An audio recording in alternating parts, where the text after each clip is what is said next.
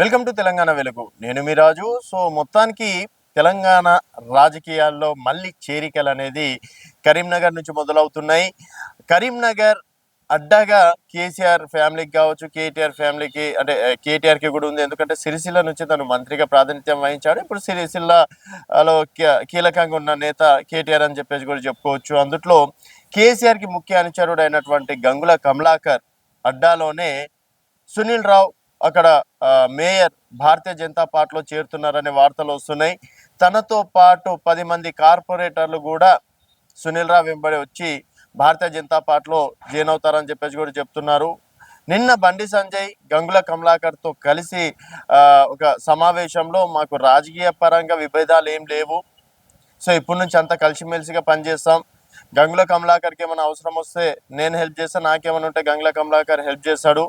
So పదవులు అనేది ఈరోజు ఉంటాయి పోతాయి, బట్ కరీంనగర్ అభివృద్ధి అనేది శాశ్వతంగా ఉంటుంది అని చెప్పేసి కూడా ఇక్కడ రాజకీయాలను పక్కన పెట్టి అందరం కలిసిమెలిసి ఉందాం అన్నట్టు కూడా బండి సంజయ్ కామెంట్ చేయడం అనేది జరిగింది. సభ తర్వాత సునీల్ రావు అక్కడ ఉన్నటువంటి ప్రస్తుత మేయర్ తను భారతీయ జనతా పార్టీలోకి చేరబోతున్నారనే వార్తలు ఎక్కువగా వినిపిస్తున్నాయి. మొన్న జరిగినటువంటి కేటీఆర్ సమావేశానికి కూడా సునీల్ రావు అటెండ్ కాకపోవడం ఈ చర్చ అప్పటి నుంచి చర్చకు దారితీసింది. సో నిన్నటితోటి ఈ చర్చ కన్ఫర్మ్ అయినట్టు కూడా తెలుస్తుంది. సో అంటే కాంగ్రెస్ పార్టీ ఇప్పుడు రాష్ట్రంలో అధికారంలో ఉంది, కేంద్రంలో బీజేపీ ఉంది. అయినప్పటికీ ఇటు కాంగ్రెస్లో కాకుండా భారతీయ జనతా పార్టీలో జాయిన్ కావడానికి గల వెనుక ఉన్న కారణాలు చూసుకున్నట్టయితే ఎమ్మెల్సీ ఎన్నికలు. సో ఎమ్మెల్సీ ఎన్నికల్లో ఇప్పటికే కాంగ్రెస్ బీజేపీ రెండు కూడా పోటీ పడుతున్నాయి. డెఫినెట్గా ఆల్రెడీ 3 క్యాండిడేట్లను కూడా భారతీయ జనతా పార్టీ అనౌన్స్మెంట్ చేయడం అనేది జరిగింది. దాదాపుగా మొత్తానికి 8 మంది ఎమ్మెల్సీ ఎన్నికలు త్వరలో రాబోతున్నాయి, 8 ఖాళీలు అవ్వబోతున్నాయి. సో ఎమ్మెల్సీ ఎన్నికల కోసమే సునీల్ రావు భారతీయ జనతా పార్టీలో చేరుతున్నారా? ఎందుకంటే అట్లీస్ట్ ఇప్పుడు జనాలు చూసుకున్నట్టయితే కేంద్రంలో అధికారంలో ఉన్నటువంటి పార్టీ సైడ్ అయినా చూడాలి, లేకపోతే రాష్ట్రంలో ఉన్న అధికారంలో ఉన్నటువంటి పార్టీలు అయినా చూడాలి. అండ్ ఎక్కడ చూసినా కూడా ప్రతిపక్ష పార్టీలు ఉప ఎన్నికల్లో కావచ్చు ఇట్లాంటి ఎన్నికల్లో గెలవడం చాలా వరకు తక్కువ.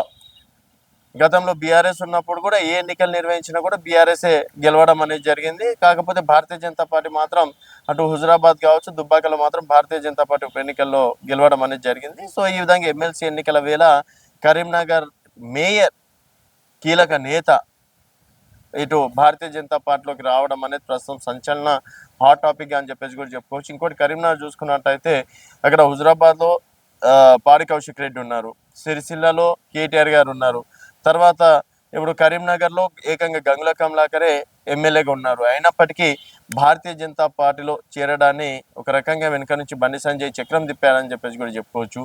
చూద్దాం మరి చేరికలు భారతీయ జనతా పార్టీలో సునీల్ రావు తోటి మొదలవుతుందా, లేకపోతే సునీల్ రావు తోటే ఎండ్ అవుతుందా? ఇప్పటికే బీఆర్ఎస్ నుంచి ఇటు కాంగ్రెస్లో చేరినటువంటి ఎమ్మెల్యేలు మేము ఎందుకు వచ్చినాం రా బాబు అని తలలు పట్టుకుంటున్నారా అని చెప్పేసి కూడా తెలుస్తుంది.